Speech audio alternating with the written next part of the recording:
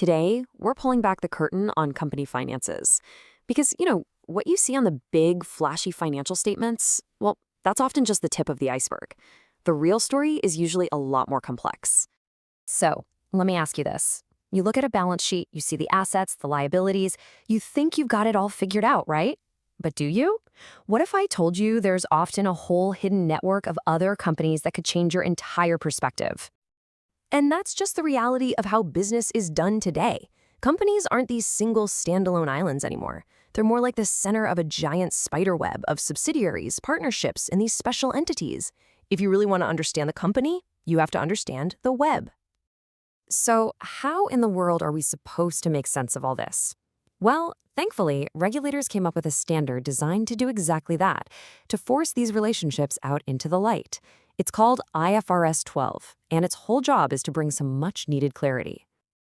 This right here, this is basically the mission statement for the whole standard. And the two words you really want to focus on are nature and risks. The point isn't just to get a boring list of names. It's to help people like you and me understand what these relationships are really about, and more importantly, what to go wrong. Okay, so before we can really dig into what companies have to show us, we kind of need a map of the territory. IFRS 12 helps us out by breaking down all these connections into four main categories. Now, this is the foundational concept for everything else. What is an interest? It's not just about owning stock. The official jargon says it's any involvement that exposes you to the variability of returns. Put simply, if that other company has a great year and you make money, or they have a terrible year and you lose money, then you have an interest. Your fortunes are tied together. So IFRS 12 cares about four main types of these interests. You've got your subsidiaries, joint arrangements, associates, and then this really fascinating one at the end, unconsolidated structured entities. And each one has its own set of rules. So the big difference here really just boils down to power. With a subsidiary, the keyword is control. The parent company is the one calling all the shots. But for associates in joint arrangements, the language is a little softer. Significant influence, or joint control.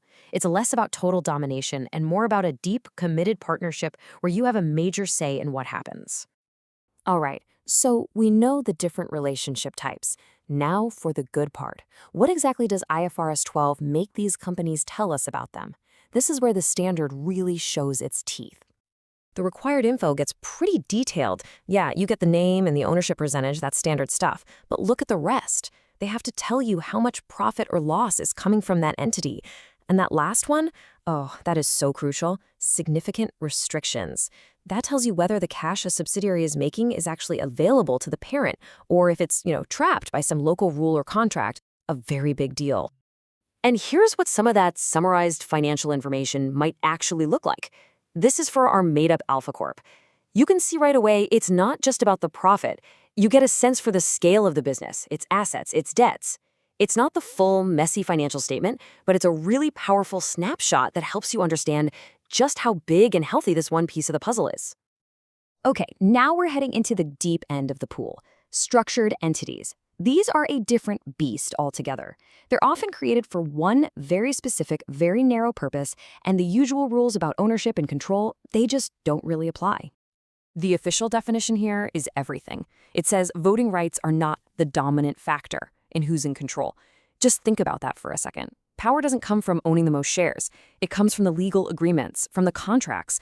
That's what makes them so unique and sometimes so hard to see. And you can usually spot them by these features. They have these super specific goals, like maybe just holding one particular portfolio of investments. They often have very little of their own money in the game, so they rely on outside financing. And that financing can concentrate risk in some pretty wild ways, which is exactly why the rules here are so strict. And that brings us to what might be one of the most powerful, most brutally honest disclosures in all of finance. For these structured entities, a company has to tell you its maximum exposure to loss. They have to put a dollar figure on the absolute worst-case scenario. So when you see a number like this, that's the company saying, look, if this whole thing goes completely sideways, this is the most we could possibly lose. It forces them to be crystal clear. Okay, so let's tie all of this together. We've talked about all these different types of relationships and the specific details companies have to share. But why does any of this matter to you? This is really the bottom line. IFRS 12 is like a flashlight in a dark, complicated room. It helps you see the risks that are hiding off the main balance sheet. It tells you if a company's cash is trapped. It shows you what its big partnerships are really about. And it gives you that hard number on potential losses. It's all about trading confusion for clarity. And that kind of leaves us with one last big question to think about. A standard like IFRS 12 is a massive step in the right direction, for sure, but the financial world is always getting more creative, more complex. It makes you wonder, in this constant battle between complexity and clarity, how do we know when we have enough transparency? Something to chew on. Thanks for tuning in.